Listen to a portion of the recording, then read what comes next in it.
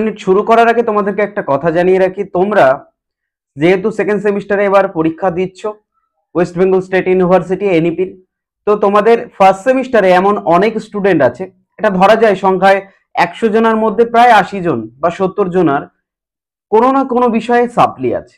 এই যে সাপ্লি পাওয়াটা এটা কমন বিষয় হয়ে গেছে। কারণ কি?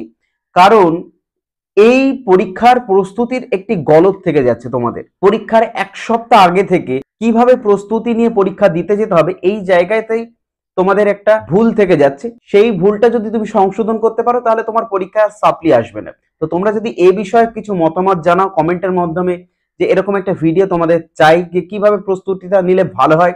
যেহেতু এতদিন আমি সাজেশন দিয়ে আসছি এবং স্টুডেন্টদেরকে দেখে আসছি যে তারা কিভাবে পরীক্ষা দিচ্ছে, অনেকেই সাপ্লি পাচ্ছে, অনেকেই কোনো সেমিস্টারে সাপ্লি না পেয়েও সেমিস্টার ক্লিয়ার করে যাচ্ছে, গ্রাজুয়েশন ক্লিয়ার হয়ে গেছে অনেকের। তো তারা ঠিক কিভাবে প্রস্তুতিটা নিচ্ছে সে বিষয়ে কিন্তু তোমাদের সামনে আমি একটি মতামত প্রকাশ করতে পারি যদি তোমরা কমেন্টের মাধ্যমে জানাও। তো আজকের ভিডিওতে এনইপি সেকেন্ড সেমিস্টারে হিস্ট্রি মহাযুদ্ধের প্রস্তুতি চলছে। এই সাজেশনটি কিন্তু মহাযুদ্ধের প্রস্তুতি বলা যেতে পারে, কারণ এই সাজেশনগুলো একবার অন্তত যদি তুমি পড়ে যাও তাহলে এখান থেকে তুমি অন্তত পক্ষে 35 থেকে 40 নম্বর কমন পাচ্ছ, অর্থাৎ যেটা তোমার 5 নম্বরের ক্ষেত্রে কিন্তু অনিবার্য, পাবেই পাবে। কিন্তু তুমি যদি একটু ভালো স্টুডেন্ট হয়ে থাকো, তুমি যদি চাও যে আমি 50-এ 50 কমন পেতে চাই, আমার একটু ভালো নাম্বার লাগবে, আমার শুধু পাস করলে হবে না, সেহেতু তোমাকে এর আগের যে ভিডিওটি আছে অর্থাৎ লাস্ট মিনিট সাজেশন নয়, এখানে অনেক কম প্রশ্ন রেখেছি, সেই প্রশ্নগুলোও পড়ে যেতে হবে। এতে তোমার জ্ঞানের বৃদ্ধি এবং তুমি যেটা চাইছো, অর্থাৎ তুমি যদি 50-এ 50 নাম্বার কমন পেতে চাও তাহলে কিন্তু তোমাকে ওই সাজেশনটি পড়তে হবে যেটা এর আগে আপলোড করা আছে। আমি তার লিঙ্ক ডেসক্রিপশন বক্সে দিয়ে দেবো, তোমরা দেখে নিতে পারো। এবং যারা চাইছো যে না আমার এতদিন প্রস্তুতি হয়, আমি এখন এত পড়াশোনা করতে পারছি না, অনেকটা প্রেসারে পড়ে যাচ্ছি, তো তুমি এই লাস্ট মিনিট সাজেশন পড়ে যাও, তুমি এখান থেকে 5 নম্বর পেয়ে যাচ্ছ। তো আজকের লাস্ট মিনিট সাজেশন ইতিহাসের একবার দেখে নাও কি কি প্রশ্ন রেখেছি। এখানে শর্ট কোশ্চেন, ব্রড কোশ্চেন, অর্থাৎ ব্রড কোশ্চেনে 2টি ভাগ থাকে, 5 নম্বরের টিকা এবং 10 নম্বরের রচনাধর্মী প্রশ্ন, সবটাই আছে একসাথে।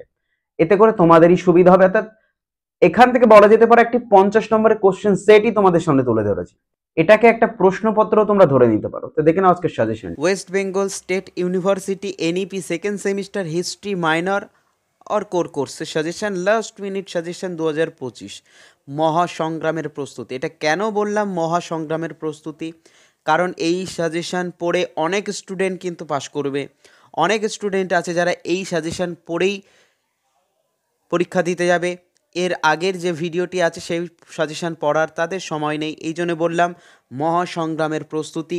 পরীক্ষার আগের মুহূর্তে এই সাজেশনটি পড়ে যেতেই হবে। প্রথমেই আছে রচনাধর্মী প্রশ্নাবলী। কি আছে লেখা দেখো, প্রত্যেকটি প্রশ্ন গুরুত্বপূর্ণ। বাংলায় শশাঙ্কের কৃতিত্ব বিশ্লেষণ করো। এর প্রায় অথবার প্রশ্নটি উত্তরটা প্রায় একই রকম লিখলেও অসুবিধা নেই, কিছু জায়গায় এর পার্থক্য অবশ্যই আছে। শশাঙ্কের অধীনে একটি আঞ্চলিক শক্তি হিসেবে গৌড়ের উত্থান বর্ণনা করো।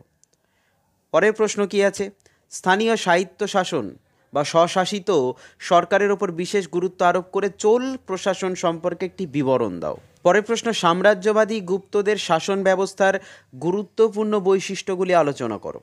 এগুলি সব 10 নম্বর প্রশ্ন যাচ্ছে।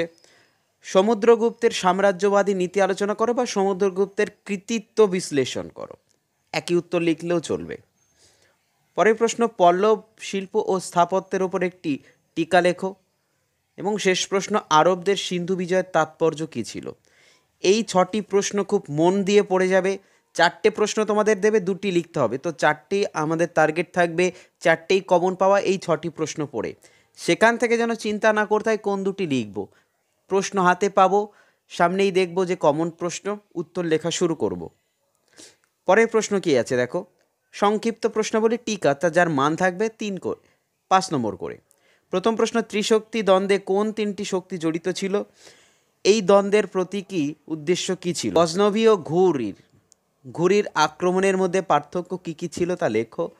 পরের প্রশ্ন, গুপ্ত যুগের মন্দির স্থাপত্যের ওপর সংক্ষিপ্ত নিবন্ধ। যদি মন্দির স্থাপত্য না দেয় তাহলে গুপ্ত যুগের সাহিত্য ও বিজ্ঞানের ক্ষেত্রে স্মরণীয় বিকাশ এটা আসবেই আসবে।